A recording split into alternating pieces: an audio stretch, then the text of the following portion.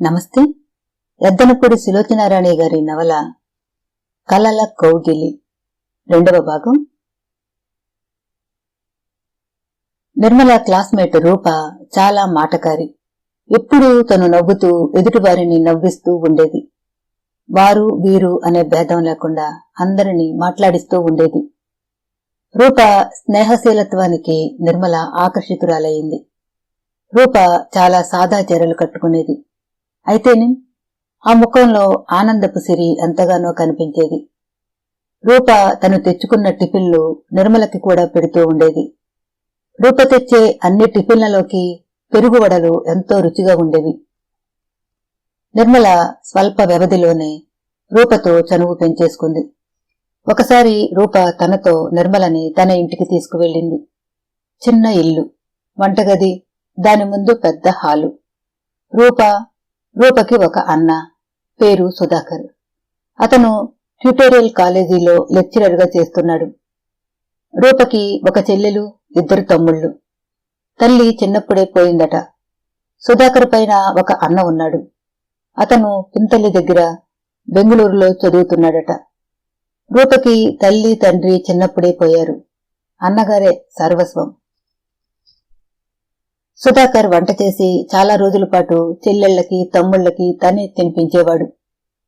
ఇప్పుడిప్పుడు రూప సుధాకర్ దగ్గర బాగా వంట నేర్చుకోవడంతో ఆ సమస్య తీరింది. ఇల్లు సర్దుతాడు, చెల్లెలి చీరలు ఇస్త్రీ చేసి రెడీ పెడతాడు. ఆ ఇంట్లో ఇక పని విషయం వస్తే ఆడా మగ భేదం లేదు. ఎవరి చేతికి అందిన పని వాళ్లు చేస్తారు. ఆ రోజు రూప నిర్మలని తీసుకువెళ్లేసరికి సుధాకర్ రూప చీరని ఇస్త్రీ చేసి మడత పెడుతున్నాడు. అన్నయ్య, నేను చెప్పానే విశ్వనాథం గారి అమ్మాయి అని, నీలు, పూర్తి పేరు నిర్మల అంటూ పరిచయం చేసింది. నమస్తే అన్నాడతను. నమస్తే. నిర్మల చేతులు జోడించింది. సుధాకర్ తెల్లగా ఉన్నాడు, నాజూకుగా ఉన్నాడు. కళ్ళకి అద్దాలున్నాయి. పైజామా, కంటి మెడ లాల్చి ధరించి అతి సింపుల్ గా ఉన్నాడు. కాని అతని కళ్ళు తేటగా ఉన్నాయి. చిరునవ్వు స్నేహపూరితంగా ఉంది. అతని ముఖంలో నిర్మలత్వం ఉంది. అతని ముఖానికి ఆ కళ్ళజోడు ఎంతో అందం ఇచ్చింది. కూర్చోండి మర్యాదగా అన్నాడు. నిర్మల కూర్చుంది. రూప పెరట్లో ముఖం కాళ్ళు చేతులు కడుక్కోవడానికి వెళ్ళింది. అతను వంట ఇంట్లోకి వెళ్ళాడు. అన్నయ్య, పాలు ఉన్నాయా అని కేక పెట్టింది రూప. ఉన్నాయి అన్నాడు. రూప ముఖం కడుక్కుని వచ్చింది. అతను 2 కప్పులలో టీ అందించాడు. నీలు, మా అన్న ఉన్నాడే, టీ చేయడంలో యూనివర్సల్ ఫస్ట్ అంది. నిర్మల చూస్తోంది. రూప జడ విప్పి దుబ్బుకుంటూ నా రిబ్బన్ కనిపించలేదు అని అనుకుంటుంటే అతను వెతికి తీసి ఇచ్చాడు. అన్నయ్య, రేపు ఆదివారం, సినిమా మాట ఏమిటి అంది రూప గారంగా. రేపు వద్దురా, వచ్చే వారం వెళదాం. అతను మాట్లాడుతూనే తలదువ్వుకున్నాడు. బట్టలు మార్చుకు వచ్చాడు. పుస్తకాలు తీసుకుని కాలేజీకి వెళ్లిపోయాడు. మాటల సందర్భాన్ని బట్టి అతను తమ్ముళ్లని చెల్లెళ్ళని ఒకే రకంగా ఏరా అని పిలుస్తాడని తెలిసిపోతుంది. తర్వాత మిగతా పిల్లలు వచ్చారు. అందరూ ఆనందంగా ఉత్సాహంగా ఉన్నారు. ఇంట్లో తలా ఒక పని చేసుకుంటున్నారు. నవ్వులు, వేళాకోళాలు, అల్లరి శబ్దంతో ఆ ఇల్లు ప్రతిధ్వనిస్తోంది. నిర్మలకి ఎంతో హాయిగా ఉంది. అక్కడి నుంచి లేవబుద్ధి కాలేదు. ఆ ఇంట్లో తాను ఇంతవరకు ఎన్నడూ ఎరుగని సుఖం ఏదో కనిపించసాగింది. నిర్మల ఇంటికి వచ్చింది. తండ్రికి ఒంట్లో బాగాలేదు, పడుకున్నాడు. నిర్మల భోజనానికి కూర్చుంది. ఎన్నాళ్ల నుంచో అలా ఒంటరిగా తినటం అలవాటు. నిర్మలకి రూప ఇల్లు గుర్తుకు వచ్చింది. ఆ ఇంట్లో సందడి గుర్తుకు వచ్చింది. ఇంటికంటే తమ్ముళ్లని చెల్లెళ్ళని ఆపేక్షగా ఏరా అని పిలిచే సుధాకర్ ఎంతో నచ్చాడు. ఈ ఇల్లు ఇదివరకు కంటే ఎక్కువగా శ్మశానంలా నిశ్శబ్దంగా భయంకరంగా అనిపించసాగింది. రాను రాను నిర్మల రూప ఇంటికి రావటం ఎక్కువ అయింది. కాలేజీలో మిగతా అమ్మాయిలు నీలు అతి సామాన్యంగా ఉన్న రూపలో ఏం చూసి ఆకర్షితురాలు అయిందో అర్థం కానట్లు చూడసాగారు. రూపకి అన్నగారు చదువు చెబుతూ ఉండేవాడు. నీలు కూడా రూపతో పాటు అతను చెప్పే పాఠాలు శ్రద్ధగా వినేది. హిస్టరీ పేరు చెబితే భయపడే నీలుకి రాను రాను హిస్టరీ ఎంతో ఆసక్తిగా అనిపించసాగింది. ఎంతసేపైనా సరే సుధాకర్ చెబుతుంటే అలా వింటూ ఉండిపోవాలనిపిస్తుంది. అతని కంఠస్వరానికి చిత్రమైన సమ్మోహనా శక్తి ఉంది. ఆ కంఠం ఎప్పుడూ తగ్గు స్థాయిలో మృదు గంభీరంగా ఉంటుంది. అతని కనుబొమలు ముడిపడటం గాని, ఆ ముఖంలో చిరాకు కనిపించటం గాని నీలు ఎప్పుడూ చూడలేదు. భోజనాల బల్ల దగ్గర ఎదురుగా అతను కూర్చుంటే ఇరువైపులా రూప, నీలు కూర్చునేవారు. చరిత్రను గురించి చెప్పేటప్పుడు అతను ఆ పాఠం ఒక్కటే చెప్పేవాడు కాదు. దాన్ని సందర్భానికి జతచేసి మిగతా లోకజ్ఞానం కలిగించే విషయాలు ఎన్నో చెప్పేవాడు. ఉదాహరణకి షాజహాన్ ప్రసక్తి వస్తే అతను ప్రేయసి కోసం కట్టించిన తాజ్మహల్ గురించి వివరిస్తూ స్త్రీ పురుషుల మధ్య ప్రేమ ఎంత అపురూపమైందో, విరహం మనిషిని ఎలా విరక్తిగా విషాదమయంగా మారుస్తుందో చెప్పేవాడు. గజనీ మహమ్మద్ దండయాత్రల ప్రకరణం వస్తే ఈ రాజ్యకాంక్ష మనిషిని యంత్రంలా ఎలా మారుస్తుందో, దానికోసం తండ్రిని కొడుకు, తల్లిని కూతురు ఎలా నిర్దాక్షిణ్యంగా చంపివేయగలరో వివరించేవాడు. మన దేశం స్వాతంత్రం ప్రసక్తి వస్తే ప్రతి మనిషికి దేశభక్తి అనేది ఎంత అవసరమో, మనం నివసించే ఈ దేశం శాంతి భద్రతా నిలయంగా కాకపోతే మనకి ఎన్ని రకాల కష్టాలు కలుగుతాయో చెప్పేవాడు. ఆ విధంగా అతను పాఠం చెప్పటం ప్రారంభిస్తే గంటలు గంటలు దొర్లిపోయేవి. నిర్మల చాలాసార్లు వాళ్ల ఇంట్లోనే భోజనం చేసేది. అక్కడ భోజనంలో ఎక్కువ రకాల వంటకాలు ఉండేవి కాదు. భోజనం బల్ల కూడా మామూలుగా ఉండేది. భోజనాల దగ్గర కూర్చున్నప్పుడు సుధాకర్ తమ్ముళ్ళని, చెల్లెళ్ళని హాస్యోక్తులతో నవ్వించేవాడు. తినరా, కడుపు నొప్పి వస్తే నేను మందిస్తాగా అంటూ కొసరి కొసరి తినిపించేవాడు. కొద్ది రోజుల్లోనే నిర్మలకి ఆ ఇంట్లో బాగా చనువు అయిపోయింది. రూపతో పాటు తను కూడా గ్లాసులతో మంచినీళ్లు పెట్టడం, కంచాలు పెట్టడం లాంటివి చేసేది. నిర్మలకి వీళ్ల మధ్య నుండే చనువు, ఆ సరదా, స్వాతంత్రం ఎంతో బాగుండేవి. తను కూడా వాళ్లతో నవ్వుతూ త్రుళ్ళుతూ ఉండేది. నిర్మల తరచుగా రూప ఇంటికి వెళుతూ ఉన్నట్లుగా విశ్వనాథం గారి దృష్టికి వచ్చింది. కూతురు ఎవరితోనూ అంత చనువుగా ఉండటం ఆయనకు ఇష్టం ఉండదు. లోకంలో తను, తన కూతురు తప్ప మిగతా అందరూ దొంగలు, లుచ్చాకోర్లు అని ఆయన నమ్మకం. నిర్మలతో ఎవరు స్నేహం చేసినా నిర్మల వెనక ఉన్న డబ్బు చూసే చేస్తారని ఆయన ప్రగాఢ విశ్వాసం. అందుకని కూతురుని 1000 కళ్లతో కనిపెడుతూ ఉండేవాడు. ఆయన విషయం తెలియగానే కూతురుని పిలిపించాడు. నిర్మల, ఆయన ఎప్పుడు సూటిగా ఒకరి ముఖాల్లోకి ఒకరు చూసుకోరు. నిర్మల అపరాధిలా, ఆయన న్యాయమూర్తిలా మాట్లాడుకుంటారు. ఆ రూపా వాళ్ళింటికి ఎందుకు ప్రతిరోజు వెళ్తున్నావు? ఆయన తీక్షణంగా చూస్తూ అడిగాడు. చదువుకోవడానికి, టక్కున అబద్ధం చెప్పేసింది నిర్మల. చదువుకోవడానికా? అవును, రూప బాగా చదువుతుంది. హిస్టరీ నాకు బోర్ సబ్జెక్టు. రూపా వాళ్ల అన్నయ్య ట్యుటోరియల్ కాలేజీలో లెక్చరర్గా చేస్తున్నాడు. ఆయన చాలా బాగా చెబుతాడు. విశ్వనాథం గారు నిటారుగా అయ్యాడు. రూపతో కలిసి చదువుకోవటం వరకు ఆయనకేమీ అభ్యంతరం లేదు. రూప అన్నయ్య? ఈ అన్నయ్య ఎవరు? రూప అన్నయ్యకి ఎంత వయసుంటుంది అని ఆరాగా అడిగాడు. తండ్రి అనుమానం నిర్మలకి తెలియందేమీ కాదు. వయసా? చెంపలు బాగా నెరిశాయి. దగ్గర 50 ఉండవచ్చు. ఆయనకి పెళ్లి కాలేదా? అయింది డాడీ. భార్య పాపం చాలా జబ్బు మనిషి, క్యాన్సర్ అట. అందుకే ఆయన మంచి ఉద్యోగాలు వచ్చినా వెళ్లకుండా ఇంటి దగ్గరే ఉండిపోయాడు. పిల్లలున్నారా? ఉన్నారు డాడీ. రూపని మినహాయించి మిగతా తమ్ముళ్ళని, చెల్లెళ్ళని ఆయన పిల్లలుగా చెప్పేసింది. పాపం ఆయనకి వచ్చే డబ్బు చాలదు. ఇంట్లో వంట ఆయనే చేసుకుంటాడు. అయ్యో పాపం, అలాగా? విశ్వనాథం గారి మనసు అప్పటికి కుదుటపడింది. ఆ రోజు నుంచి రూప ఇంటికి నీలు వెళ్లటానికి అభ్యంతరం చెప్పలేదు. రూప సహవాసం చేసినప్పటి నుండి నీలులో ఒక రకమైన మార్పు క్రమంగా కనిపిస్తోంది. ఇదివరకటంత పెడసరంగా మాట్లాడటం లేదు. డబ్బు ఖర్చు పెట్టి స్నేహితులంటూ తిరగటం లేదు. మనిషి ముభావంగా కాకుండా హుషారుగా ఉంటుంది. ఆయన అప్పుడప్పుడు భోజనం సమయంలో రూప వదిన ఆరోగ్యం గురించి అడుగుతూ ఉండేవాడు. నీలు అతి విషాదంగా ఆవిడ స్థితి దీనంగా చెప్పేది. రూప అన్న ఆ భార్యతో ఎంత అవస్థపడుతున్నాడో చెప్పేది.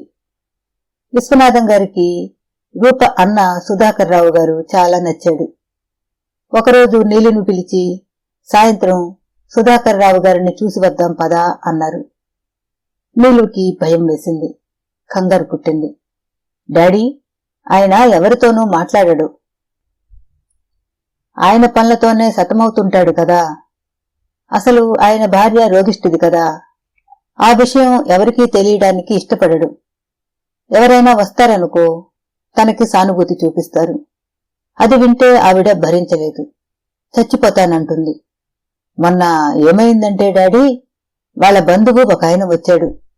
రూప నేను గదిలో చదువుకుంటున్నాం అంటూ నీలు ఆ పరామర్శ చేయడానికి వచ్చిన బంధువు, ఆ రోగిష్టి భార్య పడిన బాధ, ఆవిడ చచ్చిపోతాననటం, సుధాకర్ బలవంతాన ఆపటం విశ్వనాథం గారి కళ్ళ నీళ్లు తిరిగేటంత దీనంగా చెప్పింది. అయ్యో పాపం, అలాగా, పోనీ ఒకసారి దూరం నుంచైనా చూస్తాను ఆ మహానుభావుణ్ణి అన్నాడు. ఆయనకి అలా జీవితంలో డబ్బు కోసం గాని ఇంకా దేనికోసం గాని బాధపడే మగాళ్లంటే అపరిమితమైన గౌరవం. అలాగే డాడీ, మీరు నన్ను దింపటానికి రండి, దూరం నుండి చూపిస్తాను అంది.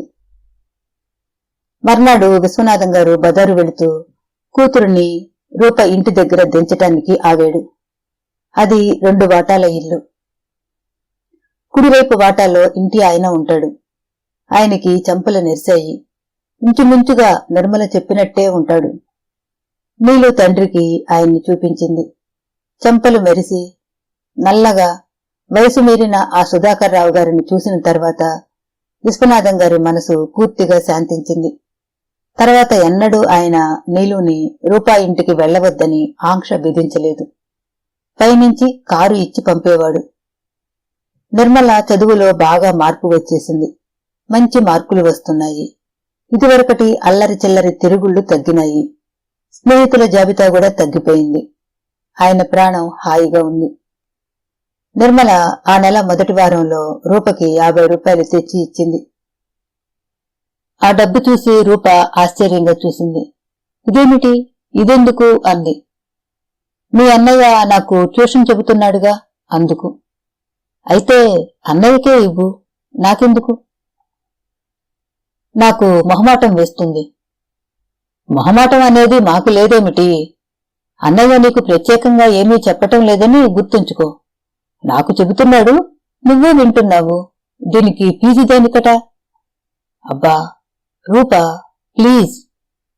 ఓకే ఓకే, నాకేం తెలియదు బాబు. అడుగు, అన్నయ్య అక్కడ మందార చెట్టు దగ్గర కుదురు చేస్తున్నాడు. నువ్వే వెళ్లి ఇచ్చుకో అంటూ వేలు పెట్టి చూపించి వంట ఇంట్లోకి వెళ్ళింది. నీలు మొహమాటంగా పెరటిలోకి వచ్చింది. సుధాకర్ లాల్చీ చేతులు మడిచి మందార చెట్టు చుట్టూ తవ్విన మట్టి కట్టకడుతున్నాడు. అది ఈ మధ్యనే పెట్టినట్టున్నారు. చిగుళ్లతో మొగ్గలతో నవనవలాడుతూ ఎదుగుతున్నట్టుగా ఉంది. అతను ఎవరో రావటం గమనించాడు గాని తలెత్తి వచ్చిన వ్యక్తి ఎవరో సరిగ్గా చూడలేదు. దగ్గరగా వచ్చి నిలబడిన మనిషిని శాంతం చూడకుండానే రూపా, బకెట్తో నీళ్లు తీసుకురా అని ఆదేశించాడు. నీలు వెళ్లి బకెట్తో నీళ్లు తెచ్చింది. పొయ్యి అన్నాడు. నీలు బకెట్ ఎత్తి పోయసాగింది. గోపీకి ఏమైందో నాకర్థం కాలేదు. మూతి ముడుచుకుని కూర్చున్నాడు. పక్కనే ఉన్న కాకరపాదుకి మట్టి సర్దుతూ అన్నాడు. నిన్న ఆమె స్వప్నం సినిమాకి వెళ్లవద్దని గట్టిగా కేకలేశాను. అందుకని కాబోలు రాత్రి అన్నం కూడా తినలేదు.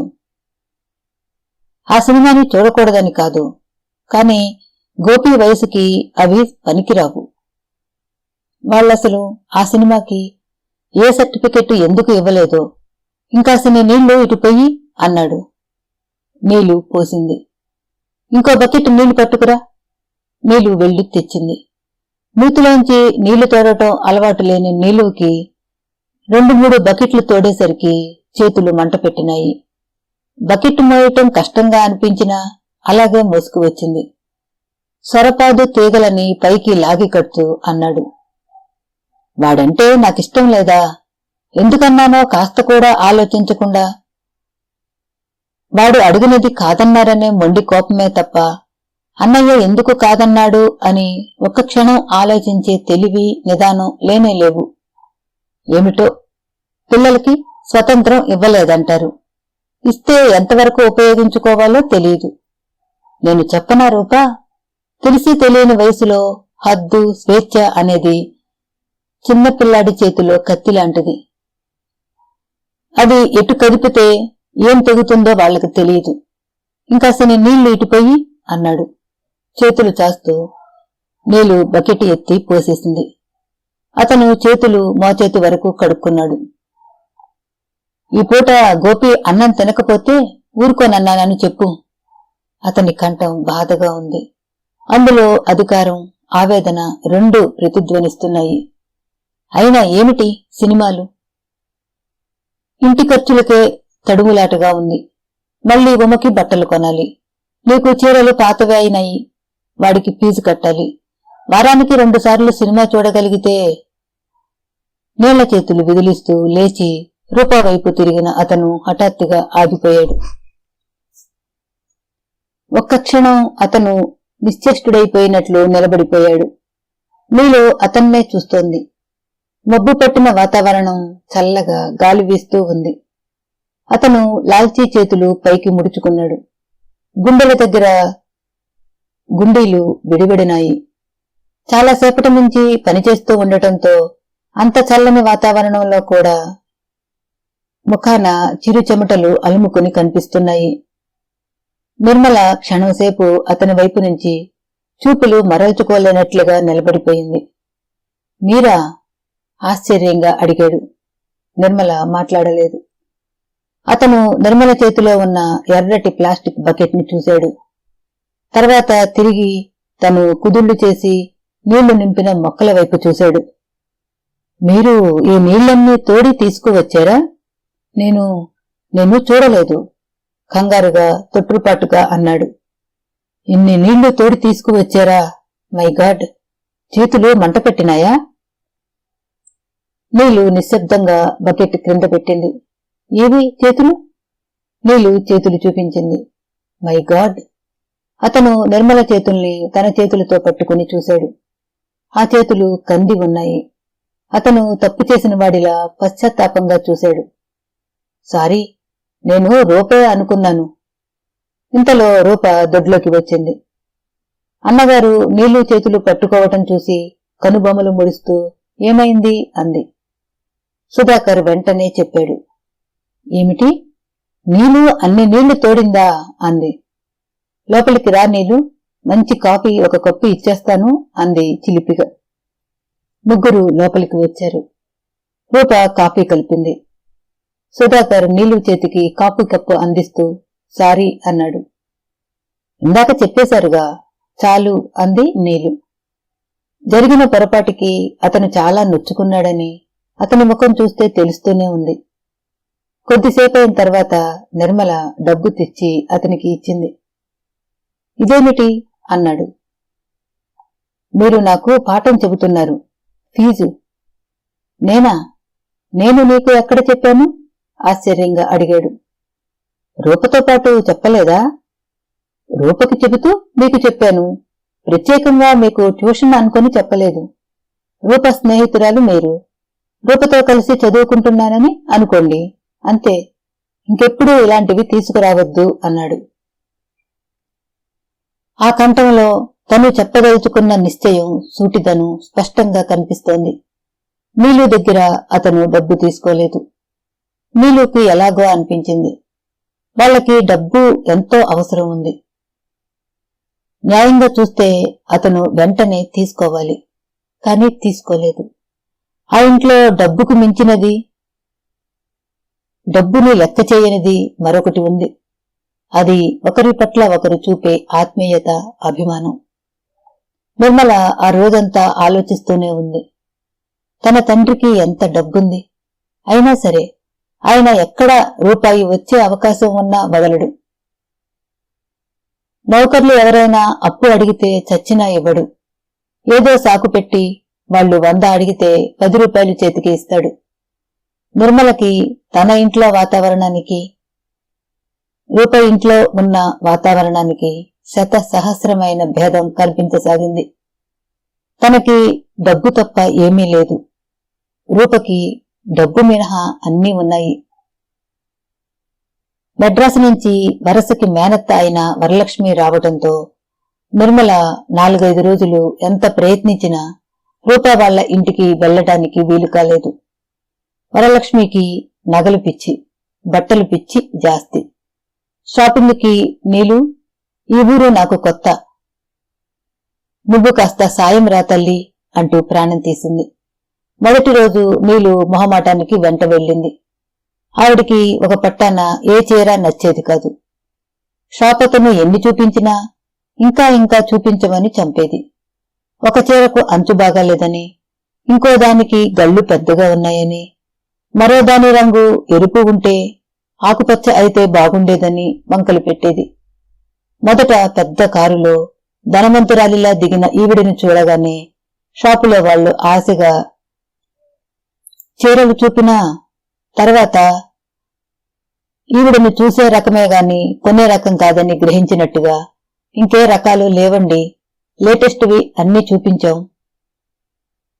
టేస్ట్ ఉన్న వాళ్లకి ఇందులో ఎన్నో నచ్చుతాయి అనసాగారు. మరి కాసేపటికి ఆవిడను వదిలేసి వేరే కస్టమర్స్ వైపు వెళ్లిపోయారు. వరలక్ష్మి అమ్మగారికి కోపం వచ్చేసింది. ఇదేం ఊరు, ఇదేం షాపులమ్మా, బొత్తిగా మంచి మర్యాద లేనే లేదు. ఇదే మా మెడ్రాసులో అయితేనా అక్కడ తనని ఎంత గౌరవిస్తారో సోదాహరణంగా వివరించసాగింది. ఛీ, ఇలాంటి షాపుకి అసలు రానేకూడదు అంటూ లేచి బయటికి వచ్చేస్తుంటే షాపులో చీరలు చూపించిన కుర్రాడు, ఈవిడికి మనం ఇచ్చిన కూల్ డ్రింక్ కూడా దండగే, జాకెట్ పీస్ అయినా కొనలేదు అని నసగటం నిర్మల చెవిన పడింది. ఆ మాట నిర్మలకి చెప్పలేనంత అవమానంగా అనిపించింది. ఈ షాపులో ఎన్నోసార్లు తను ఎన్నో వందలు ఖరీదు చేసే బట్టలు కొంది. వాళ్ళెప్పుడూ ఇట్లా అనలేదు. వాళ్ళు అనటంలో తప్పులేదు. వరలక్ష్మి అత్తయ్య వాళ్ళని అలా విసిగించటం వల్లనే అన్నారు అనుకుంది.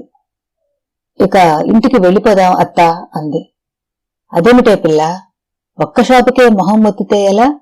అయినా మనం అడుగుపెట్టిన ఒక్క షాపులోనే కొనేయకూడదు, 10 షాపులు చూడాలి.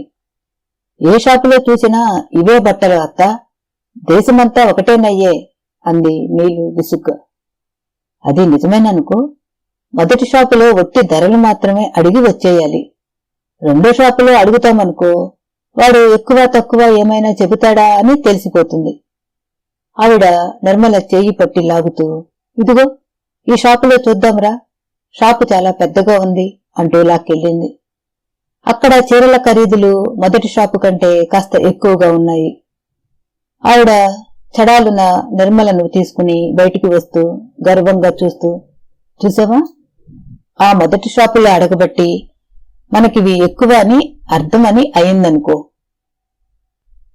మధ్యాహ్నం వెళితే సాయంత్రం 6 గంటల వరకు తిరుగుతూనే ఉన్నారు. నిర్మలకి నీరసం వచ్చేసింది. ఆవిడ అలా ఒకరోజు చీరలు అని, ఇంకో రోజు చార్మినార్ దగ్గర గాజులని, మరో రోజు సికింద్రాబాదులో లేసులని తిప్పి చంపింది. 4వ రోజున ఆవిడ ఉదయం 11 గంటలకి కంచిపట్టు చీర కట్టుకుని బర్మా ముడివేసి దాని చుట్టూ చామంతులు దండ పెట్టి బ్యాగు తీసుకుని గదిలోంచి వచ్చేసరికి నిర్మల మంచం మీద నడుం వరకు రగ్గు కప్పుకుని నీరసంగా చూస్తూ పడుకుంది. అదేమిటే నీలు, బజారు వెళ్దాం అనుకున్నాంగా, అలా పడుకున్నావేం అంది ఆశ్చర్యంగా. చలి జ్వరం వచ్చిందత్తా అంది వణుకుతూ. ఇప్పటి వరకు బాగానే ఉన్నావుగా, భోజనం కూడా చేశావు.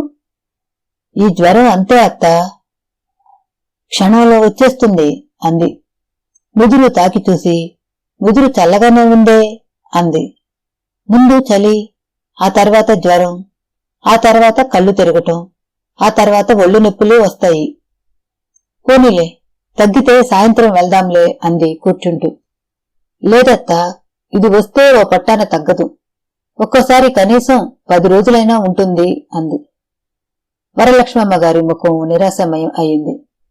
రేపు నేను వెళ్ళిపోవాలిగా, అయితే వెళ్ళిరానా అంది. నిర్మల తల ఊపింది. మంచం మీద నుంచి లేవకు సుమా, బాగా రెస్ట్ తీసుకో అని ఆవిడ జాగ్రత్తలు చెప్పి వెళ్లిపోయింది. ఆవిడ వెళుతుంటే వెనక నుంచి చూస్తున్న నిర్మలకి, ఇలాంటి వాళ్లకి షాపింగ్ అంటే ఒక కాలక్షేపం. చక్కగా డ్రెస్ చేసుకుని తిరగడానికి ఒక వంక కావాలి. లేకపోతే ఈవిడ ఈ 3 రోజుల్లోనూ కొన్న సామాను పట్టుమని 300 కూడా లేదు. దానికోసం 3 రోజులు తిరుగుడు. అసలు ఆవిడ కొన్నవే ఆ మెడ్రాసులో కూడా దొరుకుతాయి అనిపించింది. వరలక్ష్మమ్మ గారు వెళ్లగానే ఒక్కసారి చేతులతో దుప్పటి తీసేసి పక్కన పారేసి చెంగున లేచి కిటికీ దగ్గరకు వెళ్లి చూసింది నిర్మల. వరలక్ష్మమ్మ గారు బజారు వెళ్తోంది. ఆవిడకి మొదటి రోజున కారు ఇచ్చిన విశ్వనాథం గారు 2వ రోజు నుండి కారు రిపేరులో ఉంది, లేదని చెప్పారు. ఆవిడ వెళ్లిపోయింది అనగానే నిర్మలకి కొండంత ఉత్సాహం వచ్చింది. ఈ 3 రోజుల నుంచి నిర్మల రూపా ఇంటికి వెళ్లలేదు. పేరుకి వరలక్ష్మమ్మతో షాపింగుకు వెళ్ళింది అన్న మాటే కాని నిర్మల మనసంతా రూపా ఇంట్లోనే ఉంది. తనకైతే అహర్నిశలు రూప, సుధాకర్ వాళ్లే గుర్తుకు వస్తున్నారు.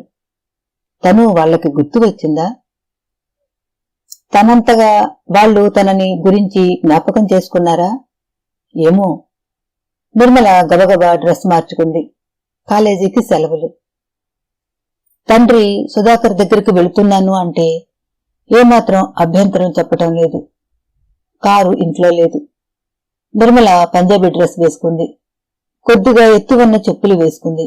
గేటు తీసుకుని బయటికి వచ్చింది. అక్కడ ఆటో, టాక్సీ ఏమీ లేవు. వీధి చివరి వరకు నడవసాగింది. నిర్మలకి వీధిలో అలా ఒంటరిగా నడుస్తుంటే ఎంతో హాయిగా ఉంది. తనని అహర్నిశలో కాపలా కాసే డ్రైవర్ లేడు. ఎంత హాయిగా ఉందో.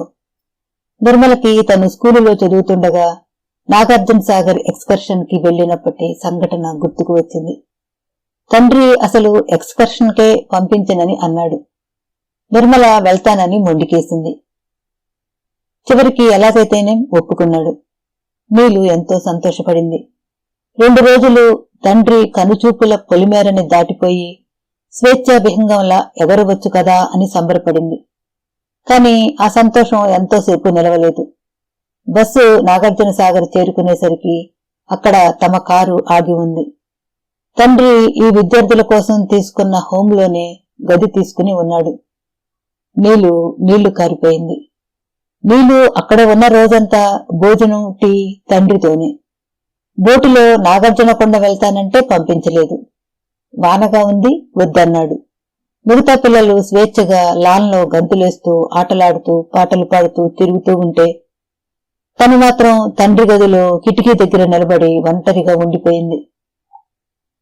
తండ్రి ఎప్పుడు ఎక్కడికెళ్లినా ఎవరో ఒకరు పని కోసం వస్తుంటారు. ఆయన వారితో మాట్లాడుతుంటే నీళ్లు ఒంటరిగా బాల్కనీలో నిల్చుండిపోయింది. వర్షంలో వాళ్లు తడుస్తున్నారు. అల్లిబిల్లి తిరుగుతున్నారు. నిర్మలకు చేతులు చాచి అటు పరిగెత్తాలనిపిస్తోంది. తండ్రి మాటల్లో ఉన్నాడు కదా అని మెల్లగా జారుకోబోయింది. ఆయన నిర్మలని చూడనే చూశాడు. నీలు, ఎక్కడికి అన్నాడు. బయట వాన పడుతుంది, చూద్దామని భయంగా అంది.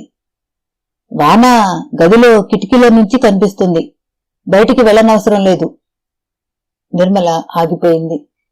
మనసు బయటికి వెళ్లటానికి ఉత్సాహపడుతుంది.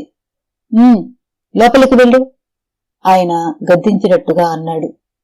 వానలో తడవాలని ఉత్సాహపడుతూ ముందుకు గురకలు వేస్తున్న మనసుకి ఆయన మాటలు పగ్గం వేసి వెనక్కి లాగినాయి. సరే డాడీ, మెల్లని స్వరంతో అణుకువగా అని వెనక్కి తిరిగింది. మరుక్షణం కాళ్లు లోపలికి పరిగెత్తినాయి. ఎప్పుడూ అదే డిసిప్లిన్. నిర్మలకి ఇప్పుడు ఎంతో హాయిగా ఉంది. ఆటో వచ్చింది. చేయి చాచి పిలిచింది. అది రాగానే కమ్మి పట్టుకుని లోపలికి ఎక్కింది. ఆటో అటూ ఇటూ కుదుపుతూ తీసుకెళ్తుంటే నిర్మలకి విసుగు రాలేదు, సంతోషంగా అనిపించింది. నిర్మల రూప ఇంటి ముందు ఆటో దిగింది. బ్యాగ్ తెరిచి 100 రూపాయల కాగితం తీసి ఇస్తే అతను చిల్లర లేదన్నాడు. నిర్మల రూప ఇంట్లోకి వచ్చింది. అక్కడ అందరూ సందడిగా ఉన్నారు. ముందు గదిలో అల్లిక బుట్టలు, చారల సంచులు నింపిన సామానుతో అరే నీళ్ళు వచ్చింది అన్నాడు రూప తమ్ముడు. ఎవరు? రూప బయటికి వచ్చింది. రూప ఒక చేతిలో అరటిపళ్ళ గుత్తి, మరో చేతిలో బ్రెడ్ ప్యాకెట్లు ఉన్నాయి. అవి చారల సంచిలో కుక్కుతూ, నీలు ఏమైపోయావు? 3 రోజుల నుంచి పత్తాలేవు అంది. మెడ్రాస్ నుంచి మా వరలక్ష్మి అత్త వచ్చింది, అందుకని. చేత్తో 100 రూపాయల నోటు పట్టుకున్న నీలు చిల్లర అడగటమే మర్చిపోయినట్లు వారి సందడి చూస్తుంది. రూప తమ్ముడు షటిల్ కాక్, బ్యాట్స్ కిట్ పట్టుకు వచ్చాడు. రూప చెల్లెలు చైనీస్ చక్కెరకి పేపర్ చుడుతోంది. అవతల వాటాలోంచి అంబుజమ్మ గారు కేక పెట్టింది. రూపమ్మ తల్లి, అయిందా? మేం రెడీ. మేం కూడా రెడీయే పిన్ని గారు, రూప కేక పెట్టింది. అక్క, ఈ బట్టలు చాలా, వేరే జత తెచ్చుకోనా? రూప చెల్లెలు అడిగింది. తెచ్చుకుంటే తెచ్చుకో, నీ ఇష్టం అంది రూప విసుగ్గా. వాళ్లంతా ఎక్కడికో ప్రయాణం అయి వెళుతున్నారు. నీలు ఒకసారి ఆ సామాను కలియ చూసింది. వాటిల్లో బట్టలు, సంచులు తప్ప పెట్టెలు లేవు. కాబట్టి ఊరు ప్రయాణం కాదని తెలుస్తూనే ఉంది. ఎక్కడికి వెళ్తున్నారు? అటూ ఇటూ హడావిడిగా తిరుగుతూ కిటికీ తలుపులు టకటకలాడిస్తూ వేస్తున్న రూపని అడిగింది. వనభోజనానికి. సారీ నీలు, మేం వెళ్తుండగా నువ్వు వచ్చావు. మాకు టైం అయింది, రేపు కలుద్దాం అంది రూప. పెరటి తాళం వేసి వస్తూ, అన్నయ్య త్వరగరా అని కేకపెట్టింది. వస్తున్నా, సుధాకర్ లోపల గదిలో నుండి కేకపెట్టాడు. నిర్మల 100 రూపాయల నోటు చేతిలో అలా పట్టుకుని నిశ్చేష్టురాలిలా నిల్చుండిపోయింది. వీరందరి ముఖాల్లో ఎంత ఉత్సాహం! వనభోజనానికి వెళ్తున్నారా? ఒలింపిక్ గేమ్స్ చూడటానికి వెళ్తున్నంత సంబరంగా ఆనందంగా ఉన్నారు. అయ్యో, నిన్న తను వచ్చినట్టయితే తను కూడా వెళ్లగలిగేది కదా. నీలు కళ్లల్లో నిరుత్సాహం తడిగా మారసాగింది. ఇంతలో సుధాకర్ గదిలోంచి వస్తూ గుమ్మంలో అడుగు పెట్టగానే ఆగిపోతూ, అరే నీలు అన్నాడు. నీలు అతని వైపు తిరిగింది. ఇంతలో బయట నుంచి ఆటో అతను బొయ్యమని హారన్ మోగించాడు. అదుగో ఆటో వచ్చేసినట్టుంది, పదండిరా గోపి, రూప తొందర పెడుతూ అరిచింది. ఎప్పుడు వచ్చావు నీలు? సుధాకర్ ప్రశ్నించాడు. ఇప్పుడే. చిల్లర ఉందా? హఠాత్తుగా ఆటో అతనికి డబ్బులు ఇవ్వలేదని గుర్తుకు వచ్చిన నీలు అడిగింది. చిల్లరా ఎంత కావాలి? 5 రూపాయల 75 పైసలు. ఉంది, ఇస్తానుండు. అతను షర్టు జేబు తడుముకుంటూ తీసి ఇచ్చాడు. నీలు అతనికి నోటు ఇవ్వబోయింది. పర్వాలేదు, ఉంచు అన్నాడు. గబాల్న అతనికి డబ్బు ఇస్తుండగా మరో 3 ఆటోలు వచ్చి అక్కడ ఆగినాయి. అందులో ఒక ఆటోలో అంబుజమ్మ గారి భర్త రామోజీరావు గారు ఉన్నారు. ఇదిగో ఏమేవ్, ఆటోలు పట్టుకు వచ్చేశాను అంటూ కేకలు పెడుతూ వాళ్ల వాటాలోకి వెళ్లాడు. ఆటోల శబ్దం వినగానే రూప, గోపి, మిగతా పిల్లలు బిలబిలలాడుతూ సామాను తెచ్చి వాటిల్లో పెట్టసాగారు. అంబుజమ్మ గారు కూడా సామాను మోసుకు వస్తుంది. డబ్బులు ఇవ్వగానే నీళ్లు ఎక్కి వచ్చిన ఆటో కదిలి వెళ్లిపోయింది. వాళ్లు సామాను సర్దుతుంటే నీళ్లు కళ్లార్పలేనట్టుగా చూడసాగింది. ఆ క్షణంలో తను కూడా వాళ్లతో కలిసిపోయి ఆ సామాను సర్దాలన్నీ ఎంతగానో అనిపించింది. రూప వాళ్లందరూ ఆటోలు ఎక్కారు. ఆఖరిన సుధాకర్ ఇల్లు తాళం వేసి తాళం చెవుల గుత్తి జేబులో వేసుకుంటూ వచ్చాడు. నీలు, వెళ్తాం, బై బై అంది రూప.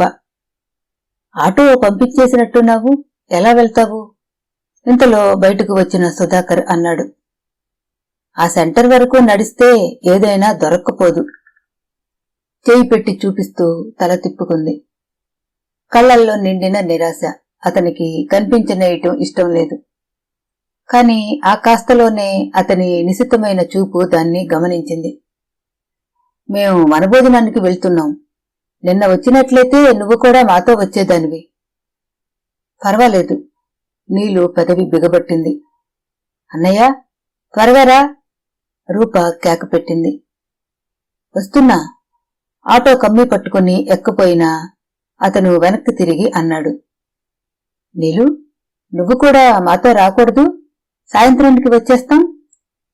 నీలు పెదవులు ఒక్కసారిగా విడినాయి. కళ్ళు కాంతి పుంజంలా అయినాయి. నేనా? అంది. అవును, సాయంత్రానికి మళ్ళీ మీ ఇంట్లో ఉంటావు. రూపా, నీలును కూడా రమ్మంటున్నాను అన్నాడు. తను వస్తుందా? అంది సందేహంగా రూప. సుధాకర్ నీలు వైపు తిరిగాడు. ఆ కళ్లల్లో అంగీకారమే కాదు, పట్టరాని సంతోషం కూడా కనిపిస్తోంది. ఆ క్షణంలో నీలును చూస్తే సుధాకర్కి ఎందుకో జాలితో పాటు కలిసిన ఇంకేదో భావం బలీయంగా కలిగింది. రా, ఎక్కు, నేను అటువైపు ఎక్కుతాను అన్నాడు. నీలు ఆటో దగ్గరికి వచ్చింది. సుధాకర్ అంతకుముందు పట్టుకున్న కమ్మిని పట్టుకుని అతను కూర్చోబోయిన స్థలంలో కూర్చుంది. సుధాకర్ అటు తిరిగి వచ్చి ఎక్కాడు. ఆటోలో జాగా చాలలేదు. చెల్లెలు అతని ఒడిలో ఎక్కింది. పళ్ళు, బిస్కెట్లు ఉన్న బుట్టలు తీసి నీలు తన ఒడిలో పెట్టుకుంది.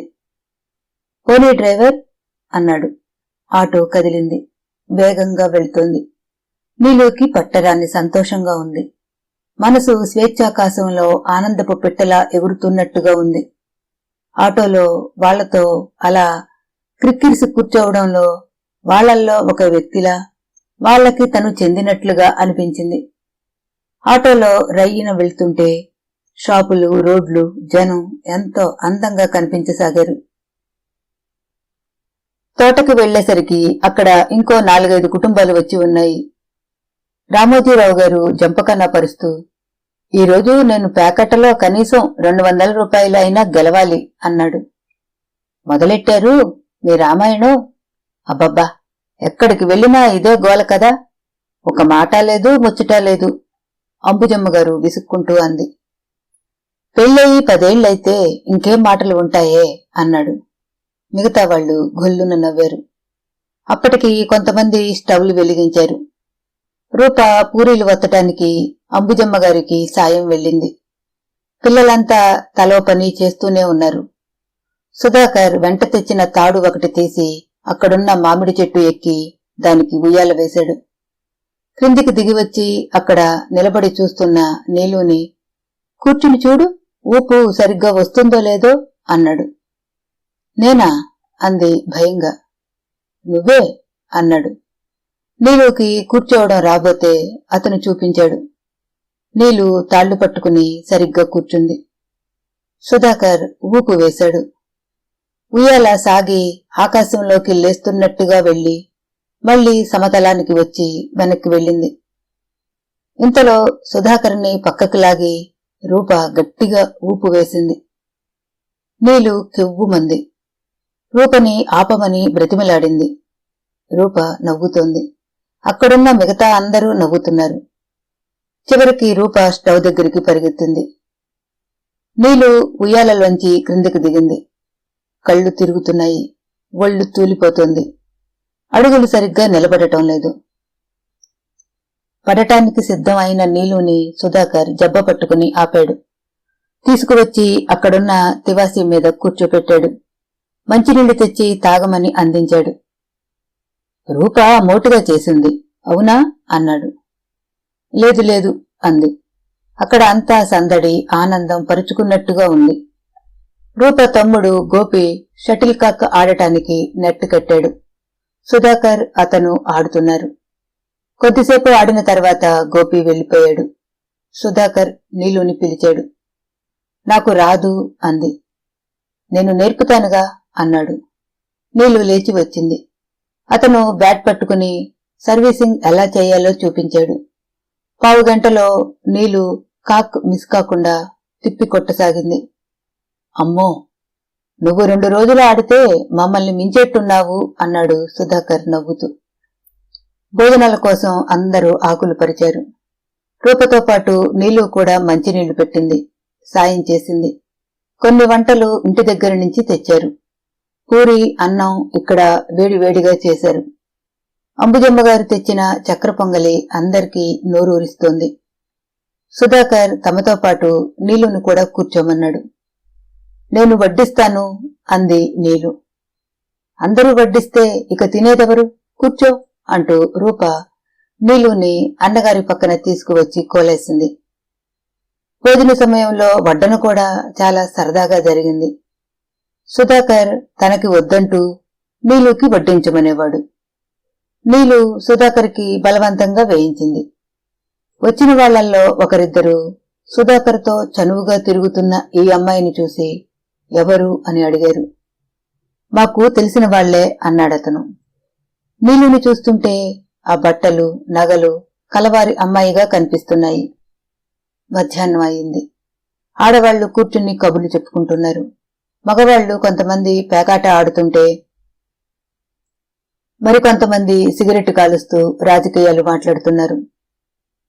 పిల్లలు జంపకానాల మీద పడుకుని కథలు, సినిమాలు చెప్పుకుంటున్నారు. రూప ఆడవాళ్ల దగ్గర చేరి ఆ కబుర్లు ఉత్సాహంగా వింటోంది. నీలుకి సుధాకర్ కనిపించలేదు. కళ్లతో అక్కడంతా వెతికింది. అతను అక్కడెక్కడా లేడు. నీలు చెట్ల మధ్య నడవసాగింది. సరుకు చెట్లు దాటి వెళితే అక్కడ మూసీ నది పాయ ఒకటి చీలి ప్రవహిస్తూ కనిపిస్తోంది. మధ్యాహ్నం ఎండలో నీళ్లు మెరుస్తున్నాయి. అక్కడంతా నిశ్శబ్దంగా ఉంది. పిట్టలు కువకువలాడుతున్నాయి. దూరంగా దిగువ రేవులో చాకలివాళ్లు బట్టలు ఉతుకుతున్నారు. చప్పుడు వినిపిస్తోంది. నీలు వెనక్కి తిరిగింది. సరుకు చెట్లు గుబురుగా ఉన్నాయి. క్రమంగా ఎండ పలచపడసాగింది. నీలు వెనక్కి తిరిగి సరుకు చెట్ల మధ్య నుంచి రాసాగింది. ఎంత దూరం వెళ్లినా రూపావాళ్లు కనిపించటం లేదు. నది విశాలం అయి కనిపిస్తోంది. తాము దిగిన చోట ఇన్ని నీళ్లే లేవు. నీలు వెనక్కి తిరిగింది. చూస్తుండగానే సాయంత్రం వెలుగు నీరెండగా మారింది. నీలుకి భయం వేసింది. తను దారి తప్పింది. నీలు రూపా, గోపి అని అరిచింది. ఆ కేకలు నిశ్శబ్దంగా ఉన్న ఆ పరిసరాల్లో అతి విచిత్రంగా ప్రతిధ్వనించాయే తప్ప ఎక్కడి నుంచి ఎలాంటి సమాధానమూ రాలేదు. చీకటి పడిపోతుంది. నీలుకి అలసట వచ్చేసింది. కాళ్లు నొప్పిలెక్కిపోతున్నాయి. నడవలేకపోతుంది. ఏడుపు వచ్చేస్తోంది. భయంతో వణికిపోతోంది. రూపావాళ్లు అసలు నా కోసం వెతుకుతున్నారా? వాళ్ళు వెళ్లిపోలేదు కదా? ఈ అర్ధరాత్రి ఇక్కడ నా గతేమిటి? ముందు రాబోయే ప్రమాదం కంటే దాన్ని గురించి ఊహిస్తున్న భయమే వణుకు తెప్పించేస్తోంది. చిక్కటి చీకటి అలుముకుపోయింది. కళ్ళెదుట అరగజంలో ఉన్న చెట్టు కూడా కనిపించటం లేదు. నీలు అక్కడే కూర్చుంది. సరుకు చెట్ల రాపిడి దెయ్యపు పిల్ల ఏడుపులా ఉంది. కీచురాళ్లే గానా బజానా ప్రారంభించాయి. నీలుకి ఏం చెయ్యాలో పాలుపోవటం లేదు. మొండి ధైర్యం తెచ్చుకోవాలన్నా సాధ్యం కావడం లేదు. కడుపులో నుంచి దిగులు, భయం కెరటంలా వస్తున్నాయి. వాటిని ఆపుకోవటం కష్టమవుతుంది. లాభం లేదు. తన కోసం ఎవరూ రాలేదు. తను వెళ్లిపోయానని అనుకున్నారేమో. భగవంతుడా! నీలు చేతుల్లో ముఖం దాచుకుని ఏడవసాగింది. ఎంత భయం వేస్తోందో. ఈ భయం కంటే చచ్చిపోవటమే హాయిగా అనిపిస్తోంది. ఎంతసేపు ఇలా కూర్చోవాలి? కనీసం గుడ్డి వెన్నెల కూడా లేదు. ఇంటి దగ్గర డాడీ ఏమనుకుంటారు? ఎక్కడికి వెళ్లానని అనుకుంటారో? నీలు చిన్న పిల్లలా ఏడవసాగింది. ఇంతలో ఎక్కడి నుంచో లేలగా ఏదో కేక వినిపించింది. నీలు ఉలిక్కిపడి ఒళ్లంతా చెవులు చేసుకుని వినసాగింది. ఆ కేక ఏమిటో అర్థం కావడం లేదు. ఎవరైనా తాగిన వాళ్లేమో. నీలు కళ్ల ముందు రకరకాల భయంకరమైన సంఘటనలు మెదిలినాయి. దూరం నుంచి వినిపిస్తున్న ఆ కేక కాస్త దగ్గరగా వినిపించసాగింది. నీలు, ఎవరో అరుస్తున్నారు. నీలు! ఆడ మగ ఒకరి తర్వాత ఒకరు అరుస్తున్నారు. నీలు ఒక్కసారిగా లేచింది. రూపా! శరీరంలో అణువణువులో ఉన్న శక్తినంతా ఉపయోగించి అరిచింది. ఆ కేక దిగంతాలకి దొర్లి వెళ్లినట్లుగా ప్రతిధ్వనించింది. నీలు లేచి ఆ కేక వైపు పరిగెత్తసాగింది. తను మళ్ళా అరిచింది. ఈసారి వచ్చిన కేక మళ్లీ దూరమయ్యింది. నీలు పరిగెత్తుతూనే ఉంది. ఇసుకలో పడింది. వెంటనే లేచింది. చెట్టుకి కొట్టుకుంది. ముఖం చిట్లి రక్తం రాసాగింది. వెనక నుంచి దూరంగా లైటు వెలుతురు లేలగా కనిపించింది. నీలుకి తను చేసిన పొరపాటు అర్థమైంది. కేక ప్రతిధ్వని విన్నవైపు తను పరిగెత్తుతోంది. అందుకే రూపా వాళ్లు దూరం అయిపోతున్నారు. చివరికి లాంతరు వెలుగు కనిపించసాగింది. నీలు పరిగెత్తుకు రాసాగింది. వాళ్లు కూడా పరిగెత్తుతున్నారు. నీలు కాళ్లల్లో శక్తి లేదు. అయినా చిత్రంగా బలం వచ్చేసినట్లు పరిగెత్తింది. లాంతరు దగ్గర అయింది. అలసిపోయిన నీలుకి మనుషుల ముఖాలు కూడా తెలియడం లేదు. ఆయాసంతో వగరుస్తూ రొప్పుతూ వాళ్ల దగ్గరకు వెళ్ళింది. నీలు! ఎవరో చెయ్యి చాచారు. నీలు ఆ చెయ్యి పట్టుకుంది. ఆ చేతి మీద తల దించుకుంది. ముఖం ఆనించుకుంది. మాట్లాడటానికి నోట్లోంచి మాటే రావడం లేదు. ఆయాసంతో ఊపిరి అందడం లేదు. రొప్పుతోంది. నీలు! ఎవరో దగ్గరకు తీసుకున్నారు. నీలుకి ఆనందమో దుఃఖమో తెలియలేదు. నేను అంది. ఆ తర్వాత ఏమైందో నీలుకు తెలియలేదు. ఆ చెయ్యి అందించిన వ్యక్తి కాళ్ల దగ్గర కుప్పలా కూలిపోయింది. నీలు! నీలు! ఎవరో ఆత్మీయంగా ఆదుర్దాగా పిలుస్తున్నారు. ముఖాన చల్లటి నీళ్లు వచ్చి పడ్డాయి. నోరెండిపోయిన నీలు ముఖం ఎత్తి ఆ నీళ్లను అందుకుని నాలిక తడుపుకుంది. ఎవరో తలను పట్టుకుని నీళ్లు త్రాగించారు. కొద్దిగా మెల్లగా తాగు అంటూ బుజ్జగిస్తున్నారు. ఏవేవో మాటలు వినిపిస్తున్నాయి. చెవుల్లో హోరు తగ్గింది. గుండెదడ క్రమంగా మారి మామూలు స్థితికి వచ్చింది. నీలు! అది సుధాకర్ కంఠం. నీలు! అది రూపకంఠం. నీలుకి అపరిమితమైన ఆనందంతో పాటు పెద్ద పెట్టున ఏడుపు కూడా వచ్చేసింది. తను భయంకరమైన ప్రమాదంలో నుంచి బయటపడింది. ఒంటరితనం భూతంలా తరిమింది. భయం రాక్షసిలా మింగేయబోయింది. ఎలాగో భగవంతుడి దయవల్ల ఆ రెండింటి బారి నుండి తప్పించుకోగలిగింది. ఒళ్ళు జలతరించింది. నీలు! నువ్వు మా అందరి దగ్గరికే వచ్చేశావు. మేమంతా నీ దగ్గరే ఉన్నాం. ఇంకా భయపడకు. సుధాకర్ నీలుని పొదివి పట్టుకుని బుజ్జగిస్తున్నట్లుగా అన్నాడు. అతను నీలుని అలా పట్టుకునే జేబు రుమాలు తీసి నుదుటి మీద అయిన గాయానికి కట్టుకట్టాడు. ఇక్కడెంత చీకటిగా ఉంది అన్నారెవరో. బాప్రే! ఈ నిశ్శబ్దంలో ఆ సరుగుడు చెట్ల గాలి దెయ్యాల రొదలా ఉంది. ముందు భయంతోనే గుండె ఆగిపోయేటట్లుగా ఉంది అన్నారు ఇంకొకరు. అసలు మమ్మల్ని వదిలి ఇంత దూరం ఒక్కదానివి ఎలా వెళ్ళావు? అన్నయ్య నీలు ఏది అని అడిగే వరకు మేమెవరం గమనించనే లేదు అంది రూప. ఇంకా నయం, ఈరోజు లేచిన వేళ ఎంత మంచిది. మనం ఈ అమ్మాయిని చూసుకోకుండా ఇంటికి వెళ్ళిపోలేదు సుమా అంది ఒకావిడ. అంత చూడకుండా ఇంటికి ఎలా వెళ్తాంలేండి అంది రూప. ఇంకా వెళ్దామా అన్నాడొకాయన. నీలు, నడవగలవా? సుధాకర్ అడిగాడు. నీలు తల ఊపింది. లేచి అడుగులు వేయబోయింది. కాళ్ళు తూలినాయి. సుధాకర్ పట్టుకున్నాడు. నీలు అతన్ని ఆనుకునే నడవసాగింది. ఇసుకలో కాలు తీసి కాలు వేయాలంటే బలంగా వేయాలి. నీలుకి ఇంకా ఇంత క్రితం పడిన ఒంటరితనం, బాధ గుర్తుకు వస్తుంటే శరీరం జలధరిస్తూనే ఉంది. సుధాకర్ ఆ జలధరింపు రాగానే నీలుని మరింత దగ్గరగా పట్టుకుని నడవసాగాడు. నీలు అతని చేతి వంపులో ఒదిగిపోయి నడుస్తోంది. మధ్య మధ్యలో గుండెల నిండా పెద్దగా గాలి పీల్చి విడుస్తూ అతనికి ఇంకా ఇంకా దగ్గరగా హత్తుకుపోయినట్లు నడుస్తోంది. అందరూ రోడ్డు వరకు వచ్చారు. ఆ అమ్మాయి నుదురు మీద బాగా దెబ్బ తగిలింది. డాక్టర్ దగ్గరకు తీసుకువెళ్లి ఇంజెక్షన్ ఇప్పిస్తే నయం ఏమో పరశురామయ్య అనే ఆయన అన్నాడు. నేను కూడా అదే అనుకుంటున్నాను అన్నాడు సుధాకర్. పొద్దుపోవటం వల్ల ఆటోలు దొరకటం కష్టమైంది. ఒక్కోదానిలో నలుగురు సర్దుకుని కూర్చున్నారు. పరశురామయ్య గారి హెరాల్డ్ కారులో క్రిక్కిరిసి ఒకరి వడిలో ఒకరు కూర్చున్నారు. రూపని, పిన్నిగారిని, తమ్ముళ్లని, చెల్లెళ్లని ఆటోలో ఎక్కించి సుధాకర్ నీలుని తీసుకుని తను హెరాల్డ్ కారులో ఎక్కాడు. నీలుని డాక్టర్కి చూపించి ఇంటి దగ్గర దించి వస్తాను, ఆలస్యం అయితే కంగారు పడకు అని చెల్లెలికి చెప్పాడు. పరశురామయ్య గారు డాక్టర్ బోర్డు కనిపించిన మొదటి క్లినిక్ దగ్గర నీలుని, సుధాకర్ని దించేసి వెళ్లిపోయారు. డాక్టర్ ఇంటికి వెళ్లిపోవడానికి తలుపులు వేసేస్తున్నాడు. నీలుని చూసి గాయం క్లీన్ చేసి కట్టుకట్టాడు.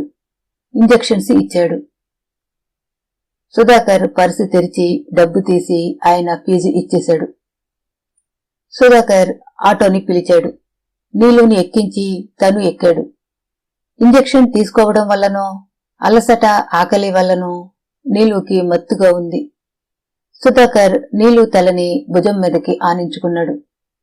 నిద్ర వస్తుందా అడిగాడు. ఆ కంఠంలో ఎంత లాలన, ఎంత ఆప్యాయత, ఎంత బుజ్జగింపు. నీలుకి తెలియని ఆనందంతో హాయిగా ఉంది. తను ఎప్పటికీ ఇలాగే సుధాకర్ దగ్గర ఉండిపోతే ఎంత బావుంటుంది. అతని స్పర్శ వెచ్చగా అనిర్వచనీయమైన సుఖం ఇస్తున్నట్టుగా ఉంది. నీలు ఇంకా ముడుచుకుని కుక్కపిల్లల దగ్గరికి జరిగింది. నీలుకి చాలా హాయిగా ఉంది. ఇల్లు దగ్గరికి వచ్చింది. ఆటో ఆగింది. సుధాకర్ నీలుని లేపాడు. ఇల్లు వచ్చింది అన్నాడు. నిద్రమత్తు కళ్లతో చూసింది.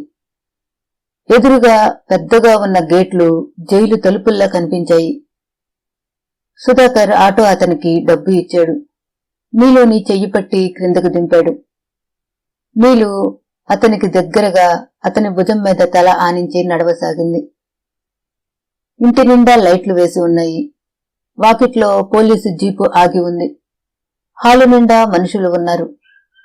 నీలు మత్తుగా ఉన్న కళ్ళకి ఆ లైట్లు, ఆ మనుషులు ఏమిటో కలలా ఉంది. సుధాకర్ మెట్లెక్కి నీలుని లోపలికి తీసుకువచ్చాడు. అరుగో అమ్మాయి గారు అని ఒక అతను కేకపెట్టినట్లు అన్నాడు. పుస్తకం తిరగేస్తూ పోలీసు అధికారి తిరిగి చూశాడు.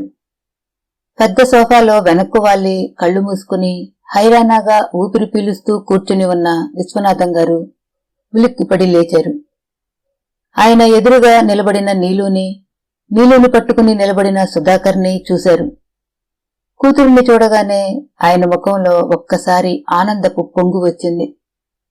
కాని మరుక్షణంలోనే అది అణిగిపోయి ఆగ్రహపు కెరటం తన్నుకు వచ్చింది. నీలు, ఎక్కడికి వెళ్ళావు? గద్దించినట్లు అడిగాడు. ఆ నీలు నిద్రమత్తుగా భారంగా ఉన్న కళ్ళు తెరిచింది. నిన్నే, ఎక్కడికి వెళ్ళావు? ఎవరితను? ఆ తలకి గాయం ఏమిటి? నీలు సమాధానం చెప్పలేదు. తండ్రిని చూడగానే పిల్లిలా అయ్యింది. ఇది గమనించిన సుధాకర్ తను కల్పించుకుని సమాధానం చెబుతూ, క్షమించండి, నా పేరు సుధాకర్. నేను రూపకి అన్నని అవుతాను. మేమంతా కలిసి ఉదయం వనభోజనానికి బయలుదేరాం అంటూ క్లుప్తంగా జరిగిందంతా చెప్పాడు. అక్కడున్న అందరూ అతి శ్రద్ధగా అతను చెప్పిందంతా విన్నారు. పోలీసు అధికారి ఆ మాటలు చెప్పేటప్పుడు సుధాకర్ ముఖాన్ని తదేకంగా నిశితంగా పరీక్ష చేశాడు. అతనిలో నటన లేదు. డాక్టర్ గారు అన్నారు, మై గాడ్, ఎంత పని జరిగింది. నీలు, డాడీని హడలగొట్టేశావు కదా. వెళ్లదలుచుకున్న దానివి డాడీకి కాస్త చెప్పి వెళితే సరిపోయేది కదా అన్నాడు. పోలీసు అధికారి కూర్చున్నవాడల్లా మోకాళ్ల మీద చరుచుకుని లేస్తూ, ఓకే, ఇప్పటికీ మనం అదృష్టవంతులమే. ఇంకా ఎవరైనా కిడ్నాప్ చేశారేమోనని నేను భయపడుతున్నాను. అతను లేచి వచ్చి సుధాకర్కి కరచాలనం ఇస్తూ, థ్యాంక్ యూ యంగ్ మ్యాన్, మమ్మల్ని ఒక పెద్ద వర్రి నుంచి తప్పించారు మీరు అని విశ్వనాథం గారి వైపు తిరిగి, వస్తాను, ఇక నిశ్చింతగా నిద్రపోండి, good night, good night doctor గారు అనేసి వెళ్లబోయారు. నేను వస్తున్నాను, నన్ను కాస్త మా ఇంటి దగ్గర దింపండి అన్నారు డాక్టర్ గారు. రండి అన్నాడు. డాక్టర్ గారు వెళ్లిపోయారు. పోలీస్ అధికారి నడుస్తున్న బూట్ చప్పుడు టక్ టక్ మని వినిపిస్తోంది. జీపు స్టార్ట్ అయిన ధ్వని, రివ్వున వెళ్లిన శబ్దం వినిపించింది. విశ్వనాథం గారు ఇంకా సుధాకర్నే చూస్తున్నాడు. మీరు రూప అన్న? ఎన్నో అన్నగారు అన్నాడు అనుమానంగా. పెద్ద అన్నగారిని అన్నాడతను. ఆయన చకితుడైనట్లు చూశాడు. సందేహం నిండిన కళ్లతో, మీకు అన్న లేడా? లేడు, అందరూ తమ్ముళ్లే. మీకు పెళ్లి అయిందా? కాలేదు. ఆయన కూతురి వైపు చూశాడు. నీలు ఈ సంభాషణ వినగానే నిటారుగా అయ్యింది. రూప అన్న ఒక ఆయనకి సుస్థి భార్య ఉండాలే. వాట్ నాన్ సెన్స్, ఎవరు చెప్పారు మీకు ఈ కట్టు కదా అన్నాడతను. ఆయన మళ్లీ కూతురి వైపు చూశాడు. నీలు కళ్లల్లో భయం కనిపిస్తోంది. ఆయన మళ్లీ సుధాకర్ వైపు చూస్తూ, అయితే మీకు రోగిష్టి భార్య గల అన్నగారు లేరన్నమాట. నాకసలు అన్నే లేడు, మీకెవరో మంచి వార్త చెప్పేశారు అన్నాడు. ఆయన అలాగా అన్నట్టుగా చూశారు. మా నీలుకి మీరు చదువు చెబుతారా? అవును. అలాగా. ఆయన కూతురి వైపు చూశాడు. నీలు తలదించుకుంది. విశ్వనాథం గారికి అర్థమైంది. ఆయన సుధాకర్కి నమస్కరిస్తూ, నేను నీలు గురించి ఎంతో ఆదుర్దాపడుతున్నాను. మీరు నీలుని క్షేమంగా ఇంటికి చేర్చి నాకు మనశ్శాంతిని కలుగజేశారు. మీ రుణం ఏమిస్తే తీర్చుకోగలను అన్నాడు. అంత మాట అనకండి. నీలుని మాతో తీసుకువెళ్లి మేమే మిమ్మల్ని కంగారు పెట్టాం. మామూలంగానే మీకింత బాధ కలిగింది. ఐఎమ్ సారీ, తగ్గు కంఠంతో అన్నాడతను. నా కృతజ్ఞతలు, ఇక మీరు వెళ్ళిరండి అన్నాడాయన.